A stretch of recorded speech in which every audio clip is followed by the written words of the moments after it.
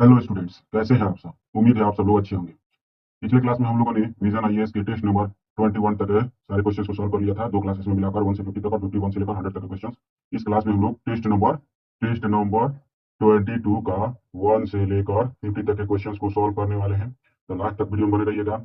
और यहाँ पर आज से हम लोग जो शुरू करने जा रहे हैं विजन आईएएस का जो 365 जो प्रीलिम्स के लिए जो मॉक टेस्ट प्रीलिम्स के लिए जो 365 विजन आईएएस द्वारा जारी किया जाता है उसको डिस्क्राइब करने वाले हैं। और आज हम लोग इकोनॉमी स्पेशल का इकोनॉमी चैप्टर शुरू करने वाले हैं। तो यह जो क्लास है हम लोगों का शाम को आप लोग को मिलेगा।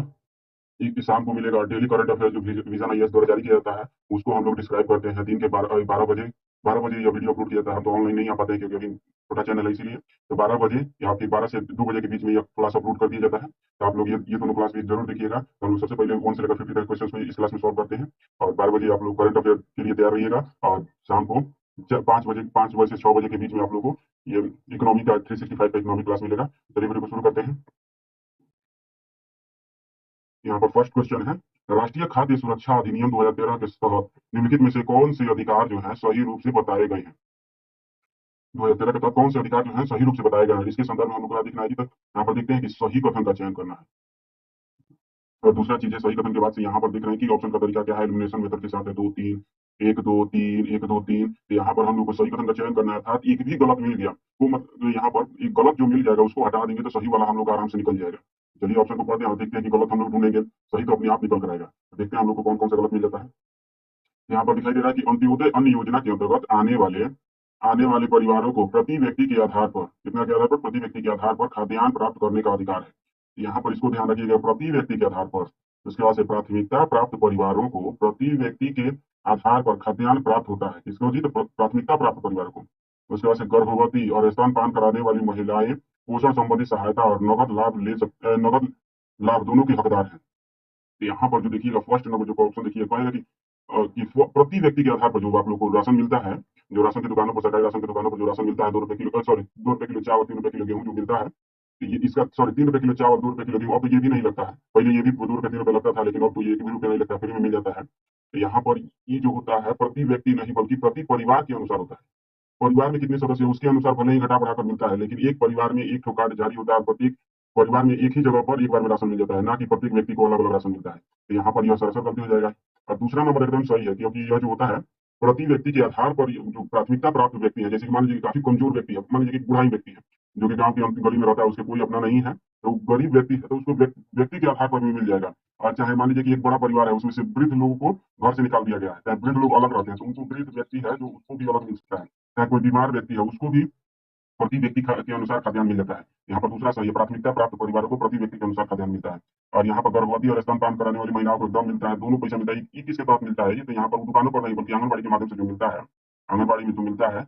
ये सभी जो सुविधाएं आंगनबाड़ी से गर्भवती महिलाओं को मिलता है और स्तनपान कराने वाली महिलाओं को मिलता है, तो वो भी एफपीएस के तहत ही मंजूरी प्राप्त है। और यहाँ पर आंगनबाड़ी से महिलाओं को राशन के साथ साथ नगद भी मिलता है। यहाँ पर यह सही है, 2 और 3 सही है, एक गलत है। 2 और 3 सही है, एक गलत है, एक खत्म हो जाएगा, 2 और 3 ही बचेगा। तो यहाँ पर एक गलत एक गलत, 2 और 3 सही। अब हम लोग देख लेते हैं नेक्स्ट क्वेश्चन। भारतीय अर्थव्यवस्था के संदर्भ में व्यवहार्यता अंतर वित्त पोषण निम्नलिखित में से किससे संबंधित है। व्यवहार्यता अंतर वित्त पोषण जो है किससे बीजीएफ जिसको बोलते हैं, किससे संबंधित है जी। यहाँ पर मेरा भारत सरकार द्वारा अपने घाटे को पूरा करने के लिए मुद्रा छापना, क्या इसको व्यवहार्यता अंतर वित्त पोषण कहते हैं जी।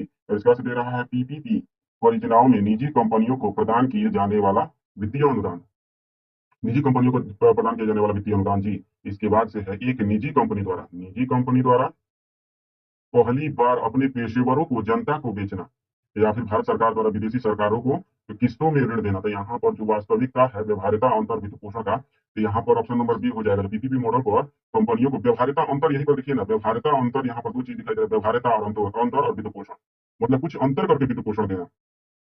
जो अगर पीपीपी मॉडल जिसको कहते हैं पब्लिक प्राइवेट पार्टनरशिप मॉडल जो होता है, इसके तहत क्या होता है कि सरकारी जो पहले सरकारी जितनी भी अवसंरचनाएं होती है, वो जैसे कि रोड ही बनाना है, नेशनल हाईवे मान लीजिए NH 28 को ले लीजिए, जो कि NH 28 को ले लीजिए, ये जो है इसका ओवरब्रिज बनाना है। एक मान लीजिए गोपालगंज से जो ओवरब्रिज हो जाता है वहां से ओवरब्रिज बनाना है। तो ये ओवरब्रिज बनाने के लिए की कंपनी को, ये पहले जो होता था सरकारी कंपनियां बना देती थी, लेकिन इसमें लाल फीताशाही देखने को मिलता था, जिसके कारण ये ब्रिज गिर जाता था। लेकिन अब सरकार क्या करती है, कंपनियों को यह कह देती है कि आप लोग बनाइए और कुछ समय तक यहाँ पर चलने वाली गाड़ियों से टोल टैक्स वसूल लीजिएगा और कुछ समय बाद दे दीजिएगा। लेकिन उसे बनाने के लिए जो पूंजी होता है वो सरकार भी देती है। तो यह मिला-जुला कर दोनों कंपनियाँ भी थोड़ा-सा पूँजी लगा देती हैं। ये सरकार भी थोड़ा-सा पूँजी लगाकर इसको दे देती है, पूँजी दे देती है कि जाइए और पुल बनाइए। तो ये कंपनी जो है पूरे रिस्पॉन्सिबिलिटी के साथ ये जो पुल होता है काफ़ी मजबूत बनाती है। और पहले जो सरकारी कंपनियाँ बनाती थी, उसमें भ्रष्टाचार, घूसखोरी देखने को मिलता था, लाल-पिताशाही जिसके कारण पुल का निर्माण या फिर कोई भी सड़क का निर्माण लंबा समय लगता था। इसीलिए पीपीपी लाया गया और इसमें जो कंपनियों को सहायता दिया जाता है, उसको कई तरह का है व्यवहार्यता, अंतर वित्त पोषण का कई सारे जिसमें बोल्ड है, एक एक तरीका होता है बोल्ड, पीपीपी का ये सब प्रकार है और इसमें वित्त पोषण का अलग-अलग तरीका है जिसमें एक बोल्ड होता है। बोल्ड अब ऐसे मत समझिए इसका सबका फुल फॉर्म होता है। बिल्ड ऑपरेट लीडिंग आता है, उसका से बोल्ट होता है बोल्ट, लीडिंग ट्रांसफर, उसके बाद से टोल भी होता है एक ठो। ये बहुत सारे इसके प्रकार हैं, लगभग 6 प्रकार होते हैं पीपीपी के। यहाँ पर व्यवहार्यता अंतर्वित्त पोषण का संबंध पीपीपी से है। नेक्स्ट क्वेश्चन देख लेते हैं हम लोग। भुगतान संतुलन के निम्नलिखित घटकों में से कौन सा घटक चालू खाते का हिस्सा माना जाता है? कौन सा जो है चालू खाते का हिस्सा माना जाता है? यहाँ पर ऑप्शन नंबर है प्रेषण, अनिवासी भारतीय जमा, बाह्य वाणिज्यिक उधार, भारत में विदेशी पोर्टफोलियो निवेश, भारत में विदेशी पोर्टफोलियो निवेश। तो यहाँ पर जो है भुगतान संतुलन के घटकों में चालू खाते का हिस्सा जो है ऑप्शन नंबर ए है, वित्त पोषण जो है प्रेषण को माना जाता है। अब हम लोग देख लेते हैं नेक्स्ट क्वेश्चन। प्रेषण क्या होता है किसमें थोड़ा थोड़ा सा इसको देख लीजिए, अभी डिस्क्राइब कर प्रेषण किस बात है जो विदेशों से कोई व्यक्ति जो है भारत का नागरिक जो विदेश में जाकर कमा कर भेजता है, जितना अधिक भेजता है तो उसको प्रेषण कहते हैं। इतना ही देखिए ना, चालू खाते में इसको शामिल कर लिया जाता है। और ये सभी जो जो जमाएं हैं ये सभी चालू खाते में नहीं बल्कि पूंजी खाते में, ये सभी सभी जो वाणिज्यिक ऋण होते हैं, विदेशी पोर्टफोलियो निवेश होते हैं, ये सभी के सभी चालू में नहीं बल्कि पूंजी खाते में जमा कर देते हैं। जबकि प्रेषण जो होता है रोज के रोज आते रहता है। तो कोई व्यक्ति होता है जो विदेश में कमाता है और उसको रोज इनकम होता है तो रोज भारत में भेजता है, तो महीना पर भेजता है। लेकिन इनका तो निश्चित नहीं है ना कितना दिन में लाएंगे कितना दिन में जाएंगे, तो इसीलिए जो निश्चित है जिसका रोज हमेशा एक निश्चित है, मंथली दिन पर सप्ताह दिन पर पैसा आ जाने का, तो उसको चालू खाते में रखते हैं। Next question. हाल ही में सुर्खियों में रहा निरंतर प्लेटफॉर्म मुख्यतः निम्नलिखित में से किससे संबंधित है? निरंतर प्लेटफॉर्म का संबंध किससे है जी? तो यहाँ पर 4 ऑप्शन दिए हुए हैं, तो देख लेते हैं हम लोग का कौन सा सही होगा यहाँ पर निरंतर प्लेटफॉर्म के संदर्भ में। यहाँ पर है कि कार्बन क्रेडिट ट्रेडिंग को बढ़ावा देने की एक वित्तीय योजना है। कार्बन क्रेडिट ट्रेडिंग को बढ़ावा देने की एक वित्तीय योजना है। उसके बाद से पर्यावरण मंत्रालय के अंतर्गत संस्थानों के बीच सहयोग बढ़ाना। तो यहाँ पर आगे पढ़ने की ज्यादा जरूरत नहीं है, यहाँ पर बी नंबर ही हो जाएगा। संस्थानों के बीच सहयोग बढ़ाने के लिए ही निरंतर पोर्टल को लाया गया था। तो यहाँ पर यही हो जाएगा किसके द्वारा लाया गया है जी? तो ये एमओईएफसीसी के द्वारा लाया गया, मतलब जो भी एमओईएफसीसी के द्वारा, मतलब पर्यावरण केंद्रीय पर्यावरण वन एवं जलवायु परिवर्तन मंत्रालय, इसके द्वारा ये लाया गया था। इसका मुख्य कार्य क्या है जी? तो जितनी भी सरकारी आधार पर मंत्रालयों के विभिन्न एक तरह से मंत्रालयों के अधीन जो भी सरकारी योजनाएं चलती है, तो उसमें जो भी प्रदूषण का मात्रा होता है, अगर अलग अलग काम होता है तो प्रदूषण की मात्रा बढ़ जाती है। लेकिन अगर कई सारे मंत्रालय के जो कार्यक्रम है एक साथ चला दिए जाए और वहां पर जाकर उनका संबंध किया जाए तो ज्यादा प्रदूषण पर नियंत्रण किया जा सकता है। इसलिए एमओईएफसीसी ने इसको चलाया है। यहाँ पर देख लेते हैं अगला क्वेश्चन। यही है निरंतर प्लेटफॉर्म। नेक्स्ट है निम्नलिखित पर विचार कीजिए, विचार कर लेते हैं। यहाँ पर अवरुद्ध में से कौन कौन से उद्योग औद्योगिक उत्पादन सूचकांक के अंतर्गत 8 प्रमुख उद्योगों का हिस्सा है?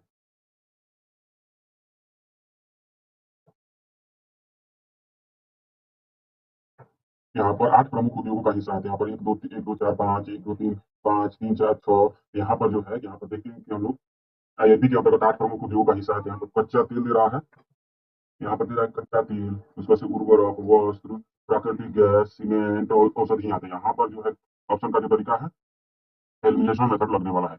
यहाँ पर एलिमिनेशन मेथड इतना बड़ा है, लेकिन एलिमिनेशन मेथड लगने वाला अगर हम लोग का एक भी दो भी गलती मिल जाएगा तो हम लोग आराम से निकाल लेंगे। तो यहाँ पर जो दे रहा है कि कच्चा तेल, एकदम कच्चा तेल जो है कि इसमें शामिल है। उसके बाद से दे रहा है कि उर्वरक भी शामिल है। आईआईपी में मतलब क्या कहते हैं जी? तो एक तो देश में उद्योगों का विकास किस तरह से हो रहा है, कितना गति से हो रहा है, तो उसको अब इतना तो नहीं है नहीं कि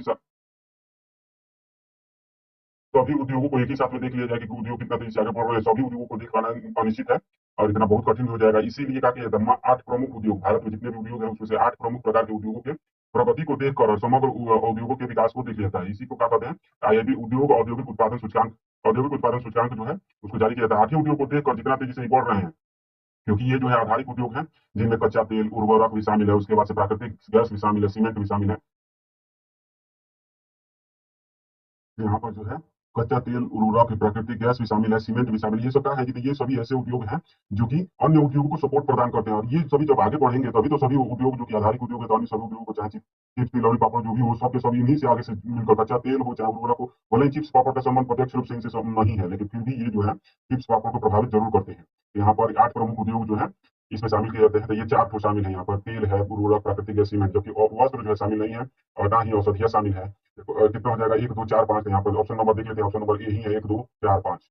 नेक्स्ट क्वेश्चन, देश के आर्थिक विकास की प्रक्रिया में विदेशी पूंजी की महत्वपूर्ण भूमिका होती है। विदेशी पूंजी की भूमिका होती है। विदेशी पूंजी घटक में निम्नलिखित शामिल है। विदेश से जो पूंजी आती है उसमें कौन कौन से घटक शामिल है, जी तो वही देख लेना है और कैसा चुनना है जी, तो ऑप्शन सही कथन का चयन करना है। और यहाँ पर क्या दिया था, केवल 1 3 1 2। यहाँ पर जो देख लेते हैं कि, और यहाँ पर एलिमिनेशन मेथड, सबसे बड़ी बात है कि इसमें एलिमिनेशन मेथड लगने वाला है, तो हम लोग का सही कथन चयन करना है। और हम लोग एक भी ऑप्शन गलत मिल जाएगा तो हम लोग आंसर निकल जाएगा, लेकिन गलत ना हो तो कोई बातें नहीं है। यहाँ पर विदेशी निवेशकों द्वारा इक्विटी निवेश, उसका से विश्व बैंक द्वारा सहायता, बाह्य वाणिज्यिक ऋण, तो इन सब में कोई सोचना ही नहीं है, सब के सब बाहर से आ ही रहा है। विदेशी निवेशक यहाँ पर दिए रहा, विश्व बैंक से जो प्राप्त होता है वो दिए रहा है, उसके बाद से बाह्य वाणिज्यिक ऋण के बारे में तो विदेश से आता है। यहाँ पर सब के सब शामिल है, तो ऑप्शन नंबर डी हो जाएगा। इसमें एलिमिनेशन मतलब कोई काम ही नहीं है। हर क्वेश्चन में एलिमिनेशन मेथड दे सकता है, लेकिन हर जगह काम नहीं आता है। लेकिन जो टॉप क्लास के क्वेश्चन होते हैं, काफी कॉम्प्लेक्स होते हैं, वहां पर एलिमिनेशन मेथड काफी सहायता करता है, तो यहाँ पर इसको भी उपयोग करना सीखना चाहिए। 7 नंबर क्वेश्चन है, संयुक्त राष्ट्र विश्व पर्यटन संगठन निम्नलिखित में से कौन सा सूचकांक जारी करता है। विश्व पर्यटन संगठन कौन सा सूचकांक या रिपोर्ट जारी करता है, यहाँ पर दे रहा है, यात्रा और पर्यटन विकास सूचकांक, पर्यटन बैरोमीटर, यात्रा और पर्यटन प्रतिस्पर्धात्मकता रिपोर्ट, पर्यटन स्थिरता विकास सूचकांक। तो यहाँ पर जो है, यहाँ पर सही आंसर हो जाएगा ऑप्शन नंबर बी, विश्व पर्यटन बैरोमीटर जो है संयुक्त राष्ट्र विश्व पर्यटन संगठन द्वारा जारी किया जाता है। जो पर्यटन से जुड़ा हुआ ये पर्यटन पर्यटन संगठन है, तो पर्यटन से जुड़ा हुआ रिपोर्ट जारी करेगा। यहाँ पर ऑप्शन नंबर बी हो जाएगा। नेक्स्ट क्वेश्चन 8 नंबर, निम्नलिखित कथनों पर विचार कीजिए और विचार का तरीका क्या होगा, व्याख्या। एक दो ऑप्शन है यहाँ पर, स्टेटमेंट का तरीका व्याख्या से संबंधित है, देख लेते हैं हम लोग का सही कथन तय करना है, व्याख्या से संबंधित है। यहाँ पर सबसे पहले ऑप्शन याद होना चाहिए, हम कई बार बोल चुके हैं कि यहाँ पर जो व्याख्या का एक ही तरह का क्वेश्चन होता है, मतलब जब 2 तरह के क्वेश्चन आते हैं जिसमें 3 स्टेटमेंट दिए जा रहे हैं, लेकिन ये जो पहले होते थे केवल 2 ही स्टेटमेंट होते थे, लेकिन अब 3 तरह के हो चुके हैं। लेकिन ये क्वेश्चन अभी भी आता है, 10 से 15 क्वेश्चन अभी भी आ रहा है इससे जुड़ा हुआ। तो देख लेते हैं हम लोग।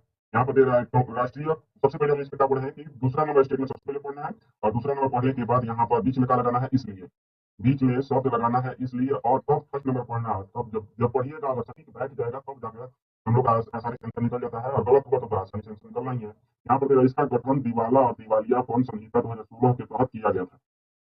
दिवाला और दिवालियापन संहिता 2016 के तहत किया गया था जी। इसके बाद से दे रहा है किस चीज का, तो यहाँ पर दे रहा है राष्ट्रीय कंपनी विधि अपील प्राधिकरण, जिसको एनसीएलटी बोलते हैं, नेशनल कंपनी लॉ ट्रिब्यूनल, ऐसा निकाय है जो दिवाला और दिवालियापन संहिता 2016 के अंतर्गत दिवाला समाधान से संबंधित मामलों को देखता है। दिवाला समाधान से संबंधित मामलों को देखता है जी। यहाँ पर जो है, यहाँ पर 1 नंबर तो एकदम सही है, यह जो है दिवाला दिवाला संहिता अधिनियम 2016 के अंतर्गत कार्य करता है। लेकिन जो दूसरा नंबर दे रहा है, इसका गठन एनसीएलटी का गठन दिवाला और दिवालियापन संहिता 2016 के तहत किया गया था, तो यह जो है यह गलत है, क्योंकि इसका गठन जो है कंपनी अधिनियम 2013 के तहत किया गया था। इसके तहत जी, तो कंपनी अधिनियम 2013 के तहत किया गया था, कंपनी एक्ट 2013 के तहत किया गया था, ना कि दिवाला एवं दिवालिया संहिता अधिनियम 2016 के तहत। यहाँ पर दूसरा नंबर गलत है, 1 नंबर सही है, तो ऑप्शन नंबर 1 सही, फर्स्ट सही, दूसरा गलत, तो ऑप्शन नंबर सी पर आ जाएगा। Next question, national career service NCS portal के संदर्भ में विचार करना है। एनसीएस पोर्टल के संदर्भ में विचार करना है। यहाँ पर नेशनल करियर सर्विस पोर्टल पर प्रदान की जाने वाली सेवाओं के लिए 14 वर्ष से अधिक आयु का कोई भी व्यक्ति आवेदन कर सकता है। यहाँ पर क्या दे रहा है कि 14 वर्ष से अधिक उम्र का कोई भी व्यक्ति, सबसे बड़ी बात है यहाँ पर ध्यान देना है, कोई भी व्यक्ति। इसके बाद से यहाँ पर सबसे पहले ऑप्शन का तरीका देख लेते हैं कैसा दिया है, तो सही कथन का चयन करना है।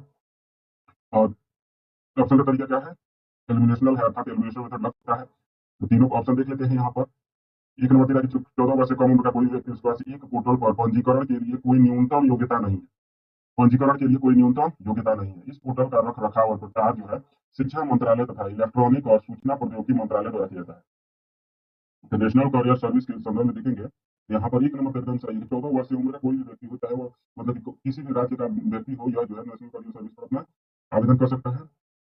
और यहाँ पर दूसरा नंबर दे रहा है कि न्यूनतम योग्यता नहीं है, तो एकदम सही है यह। लेकिन जो तीसरा नंबर दे रहा है कि इसका गठन जो है कौन करता है जी, तो यहाँ पर शिक्षा मंत्रालय, अब तो यहाँ पर एमओई मिनिस्ट्री ऑफ एजुकेशन और एमईआईटीवाई द्वारा किया जाता है। तो यहाँ पर यह गलत है, क्योंकि इसका जो है इसका गठन का संगठन किसके द्वारा किया जाता है जी, तो इसका नोडल मंत्रालय कौन है, तो इसका नोडल मंत्रालय है श्रम एवं रोजगार मंत्रालय, श्रम एवं रोजगार मंत्रालय द्वारा किया जाता है, न कि शिक्षा मंत्रालय द्वारा। तो यहाँ पर तो यह गलत हो जाएगा। तो यहाँ पर 1 और 2 सही है, तो देख लेते हैं कौन सा सही है, 1 और 2 ऑप्शन नंबर ए ही नहीं है। अब हम देखते हैं नेक्स्ट क्वेश्चन, नेक्स्ट क्वेश्चन है, निम्नलिखित रिपोर्ट सूचकांकों पर विचार कीजिए। रिपोर्ट और सूचकांक पर विचार करना है, और कैसा विचार करना है, तो उपयुक्त रिपोर्टों सूचकांकों में से कौन सी रिपोर्ट जो है, रिपोर्ट सूचकांक विश्व व्यापार संगठन द्वारा जारी की जाती है। तो कौन सी है जो कि WTO द्वारा जारी की जाती है। यहाँ पर सेवा व्यापार बैरोमीटर सूचकांक, विश्व बौद्धिक संपदा रिपोर्ट, विश्व निवेश रिपोर्ट। तो यहाँ पर जो है एक नंबर एकदम सही है, सेवा व्यापार और बैरोमीटर सूचकांक जो है, सेवा व्यापार बैरोमीटर सूचकांक, यह WTO द्वारा जारी किया जाता है। लेकिन जो है बौद्धिक संपदा रिपोर्ट और निवेश रिपोर्ट जो है इसके द्वारा जारी नहीं किया जाता है। संपदा रिपोर्ट से जुड़ा हुआ कौन जारी करता है, विपो जारी करता है। और विश्व निवेश रिपोर्ट कौन जारी करता है, तो अंकटाड जारी करता है, UNCTAD अंकटाड द्वारा जारी किया जाता है। इसको ध्यान रखना है, ज्यादा कोई भास्ट भी नहीं है। तो यहाँ पर केवल एक सही है, तो केवल एक सही हो जाएगा। नेक्स्ट क्वेश्चन, एमएसएमई प्रदर्शन में सुधार और तेजी योजना के संदर्भ में, एमएसएमई प्रदर्शन में सुधार और तेजी योजना के संदर्भ में विचार करना है। और कैसा विचार करना है जी, तो हम लोग देख लेते हैं यहाँ पर सही विचार करना है। और ऑप्शन का तरीका है केवल एक, केवल दो, एक और दो दोनों, न तो एक न तो दो। तो यहाँ पर हम लोग देख लेते हैं कैसा दिया हुआ है जी। तो एमएसएमई प्रदर्शन में रैंप योजना जिसको कहते हैं, रैंप योजना के संदर्भ में विचार करते हैं। तो यह विश्व बैंक द्वारा समर्थित एक केंद्रीय क्षेत्रक योजना है, वर्ल्ड बैंक द्वारा समर्पित एक केंद्रीय क्षेत्र योजना है, जिसका उद्देश्य जो है लघु एवं मध्यम उद्यमों की बाजार वित्त और प्रौद्योगिकी उन्नयन तक पहुंच में सुधार करना है। उसके से यह संबंधित राज्य या फिर संघ राज्य क्षेत्र द्वारा लघु एवं मध्यम उद्यमों के विकास के लिए विकसित की गई रणनीतिक निवेश योजना की तैयारी हेतु राज्यों को अनुदान प्रदान करना है।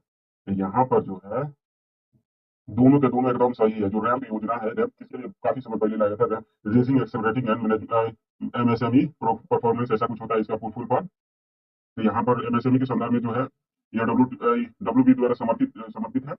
समर्थित है, और यह जो है एमएसएमई के विकास के लिए मानक तैयार करता है और उनके विकास की गणना भी करता है। यहाँ पर दोनों के दोनों सही है। ऑप्शन नंबर देख लेते हैं, सी सही हो जाएगा। नेक्स्ट क्वेश्चन, भारत में चावल के फोर्टिफिकेशन के संदर्भ में विचार करना है, चावल का फोर्टिफिकेशन। और तीन ऑप्शन है, ऑप्शन का स्टेटमेंट है, ऑप्शन का तरीका क्या है, सही कथन का चयन करना है, और एलिमिनेशन मेथड इसमें भी दे रहा है।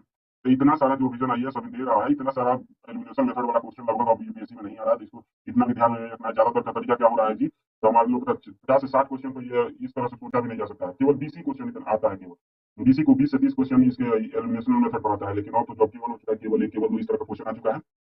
लेकिन ये तो यहाँ पर दिया जा रहा है, तो ऐसे बन जा रहा है, तो काफी अच्छा बात है। रीजन आई में बन जाता है, लेकिन उधर जाके विकेट गिर जाता है प्रीलिम्स के एग्जाम में। तो इसको ध्यान रखना है कि आप लोग को हमेशा इस पर बात पर ध्यान देना है कि केवल एक, केवल दो, केवल तीन का तरीका सबसे ज्यादा पूछा जा रहा है, फ्रीक्वेंटली हो चुका है वो। और ये जो है थोड़ा सा दबते जा रहा है, फिर भी अभी जीवित है, रहेगा, इतना भी नहीं है कि समाप्त हमेशा के लिए समाप्त हो जाएगा। तो देख लीजिए फोर्टिफिकेशन के संदर्भ में यहाँ पर जो दे रहा है, फोर्टिफाइड राइस कार्नेल को सामान्य चावल के साथ एक निश्चित अनुपात में मिलाया जाता है।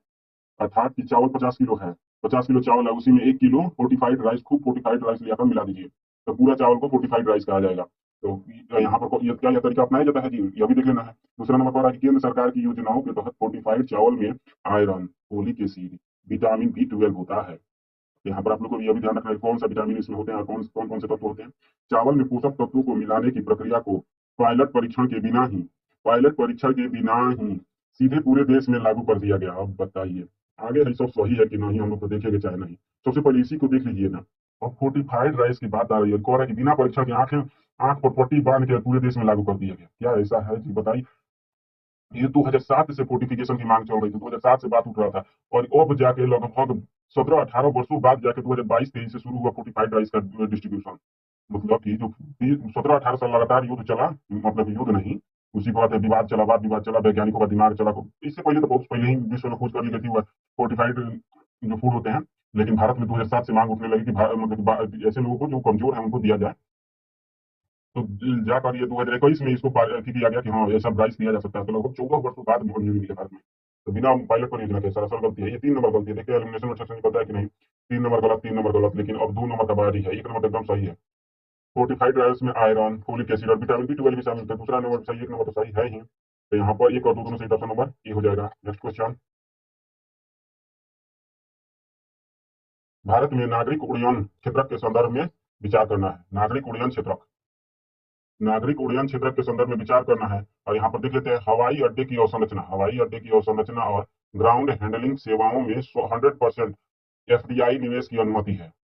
हवाई अड्डे की अवसंरचना और ग्राउंड हैंडलिंग सेवाओं में 100% FDI की अनुमति है जी। इसके बाद से तेरा वर्तमान में भारत में 100 से अधिक हवाई अड्डे पीपीपी के अंतर्गत संचालित है। यहाँ पर इसके तहत देख लेते हैं, पहले सही कथन का चयन करना। देखिए अब आने ही लगा केवल एक, केवल दो केस, कोई भी नहीं।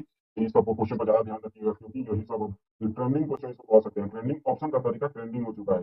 ये अधिकांश क्वेश्चन अब हर सारे एग्जाम में एक एक दो दो पढ़ने लगा है इस सब ऑप्शन का तरीका। तो यहाँ पर इसको विशेष रूप से ध्यान रखना है। यहाँ पर जो दे रहा है कि हवाई अड्डे 100% एफडीआई की अनुमति है, तो एकदम सही है ये। एक नंबर एकदम सही है। दूसरा नंबर यहाँ पर जो है, तीसरा नंबर जो दे रहा है कि यहाँ पर सेकंड नंबर जो दे रहा है कि भारत में, यहाँ पर दूसरा नंबर भी एकदम सही है। 10% से अधिक हवाई अड्डे पीपीपी के तहत संचालित है।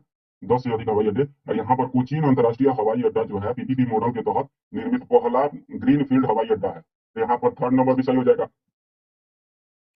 एक, दो और तीन, तीनों के तीनों सही है, तो ऑप्शन नंबर सी हो जाएगा। सभी तीनों सही है। नेक्स्ट क्वेश्चन है, एमएसपी के संदर्भ में निम्नलिखित कथनों पर विचार कीजिए। एमएसपी के संदर्भ में विचार करना है। कैसा विचार करना है जी? तो सही कथन पर विचार कर लेना है। यहाँ पर फसल की कटाई के बाद, फसल की कटाई के बाद भारत सरकार द्वारा एमएसपी की घोषणा की जाती है। कटाई के बाद भारत सरकार द्वारा एमएसपी की घोषणा की जाती है। और यहाँ पर दे रहा है कि एमएसपी भारत सरकार द्वारा कानूनी रूप से गारंटीकृत न्यूनतम मूल्य है।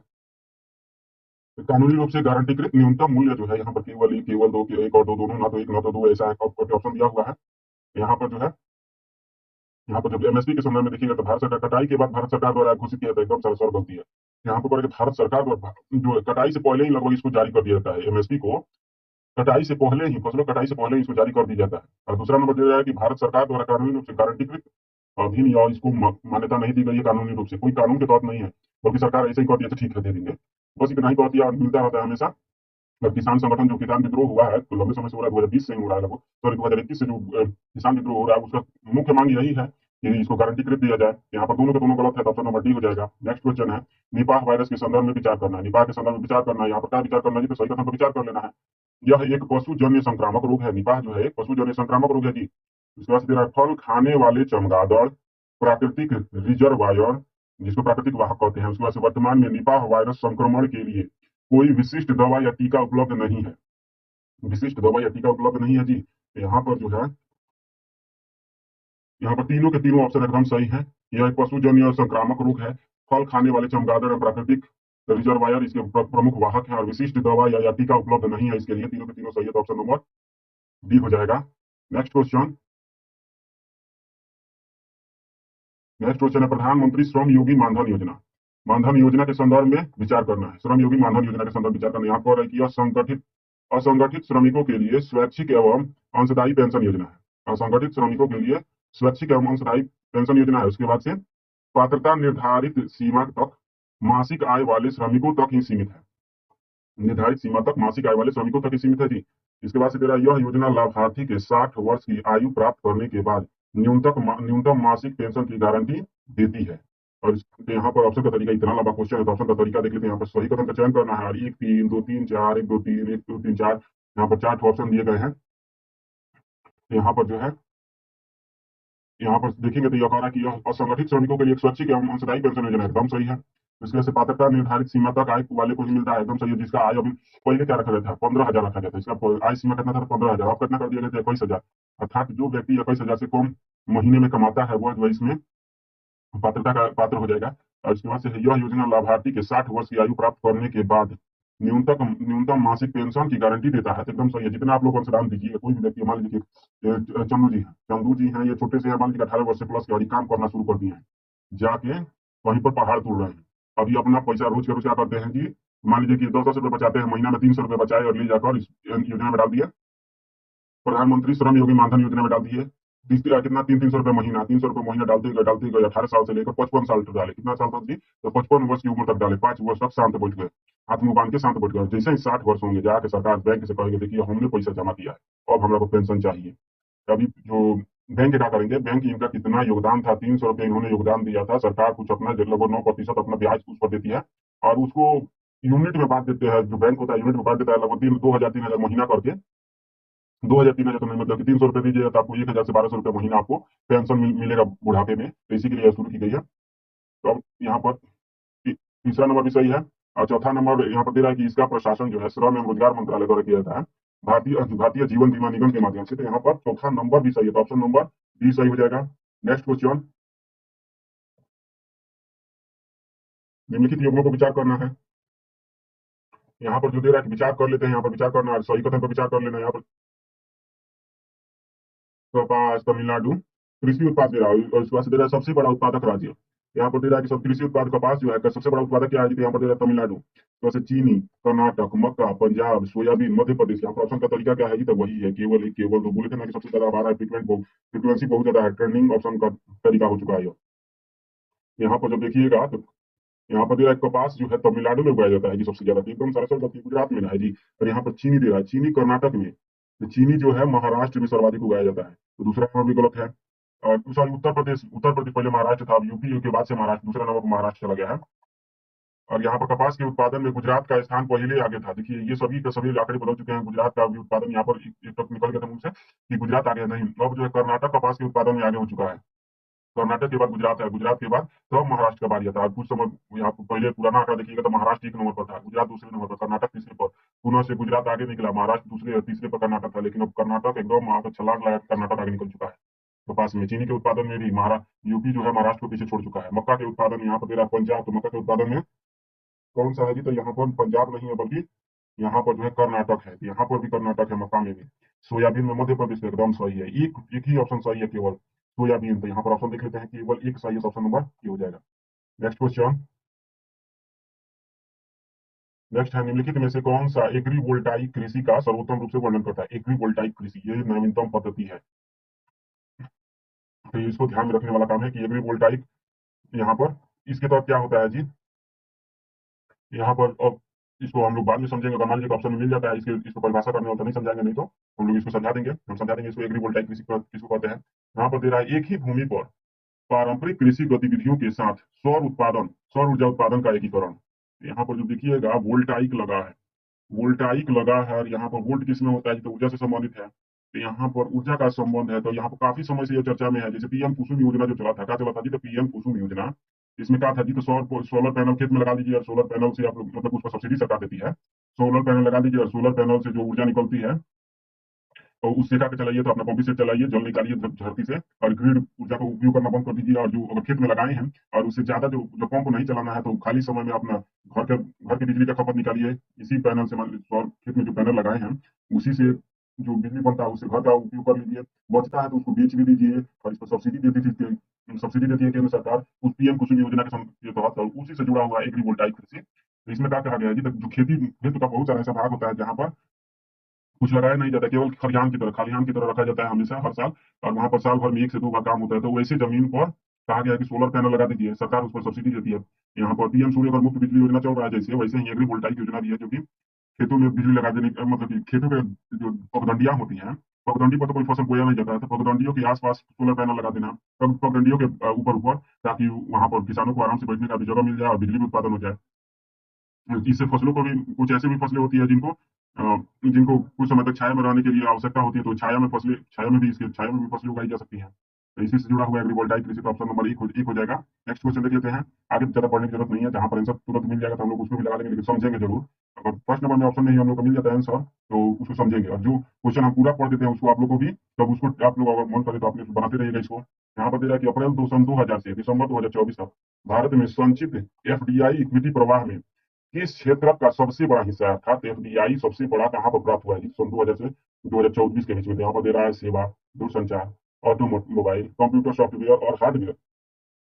यहाँ पर जो है सबसे बड़ा एफडीआई भारत को मिला है। ये तो मतलब कि बच्चा बच्चा तो नहीं कह सकते हैं, लेकिन फिर भी हर 10 वर्ष से लेकर किसी भी बच्चा से पूछिएगा तो कह देगा कि सेवा क्षेत्र में भारत अग्रणी है, और यहाँ पर सर्वाधिक जो एफडीआई भी मिलता है सेवा क्षेत्र को ही मिलता है, जो कि कितना पहुंच गया है जी, तो सेवा क्षेत्र को जो एफडीआई मिला है 1.05 ट्रिलियन डॉलर पहुंच चुका है, यूएस ट्रिलियन डॉलर पहुंच चुका है इसका। तो यहाँ पर यह ध्यान रखने वाला चीज है, सबसे ज्यादा निवेश सेवा क्षेत्र को मिला है भारत को। केवल इतना ही से सन 2000 से ही मत लीजिए, 1991 से ही यह सब मिल रहा है सेवा क्षेत्र को सर्वाधिक एफडीआई। नेक्स्ट क्वेश्चन है, कौन सी फसलें, विचार कर लेना क्या विचार करना है जी, तो कौन सी फसलें जो है खरीफ फसल ऋतु में शामिल है, खरीफ में शामिल है। इतना ही देखिए ना, खरीफ फसल कौन कौन सा है जी, यहाँ पर मेरा सोयाबीन, मक्का, सरसों, कपास, जौ, मूंगफली। यहाँ पर आप लोगों को तो खाए होंगे तो याद होगा, सोयाबीन खरीफ, मक्का की खरीफ में उगाया जाता है, सरसों किस में उगाया जाता है, तो रबी का ना है। यहाँ पर कपास भी खरीफ, जौ किस में, रबी में, मूंगफली किस में, तो मूंगफली खरीफ में भी उगाया जाता है। यहाँ पर हम लोग देख लेते हैं, यहाँ पर 1 नंबर सही है, सोयाबीन, मक्का, उसके बाद से कपास और मूंगफली। तो यहाँ पर 1, 2, 4 और 6, ऑप्शन नंबर डी हो जाएगा। नेक्स्ट क्वेश्चन हम लोग देख लेते हैं। इसरो के PSLV-C62 मिशन के संदर्भ में विचार करना है। और कैसा विचार करना है जी? तो सही कथन पर विचार करना है इसरो के PSLV-C62 के बारे में। यहाँ पर तेरा यह मिशन ध्रुवीय उपग्रह प्रक्षेपण यान पीएसएलवी का उपयोग करके प्रक्षेपित किया गया था। PSLV-C62 को पीएसएलवी का उपयोग करके प्रक्षेपित किया गया था जी। इसके बाद तेरा भू अवलोकन उपग्रह के साथ साथ अन्य सह यात्री उपग्रहों को भी भेजा गया था। तो यहाँ पर जो है अन्य यात्री उपग्रहों को भेजा गया था। तो एकदम सही है, दोनों के दोनों सही है। PSLV-C62 के बारे में दोनों के दोनों सही है। तो ऑप्शन नंबर यहाँ पर देख लेते हैं कैसा दिया हुआ है। तो दोनों सही है, तो ऑप्शन नंबर सी हो जाएगा। नेक्स्ट क्वेश्चन देख लेते हैं हम लोग। कुल खनिज कुल खनिज उत्पादन के अवरोही क्रम में निम्नलिखित राज्यों को व्यवस्थित कीजिए।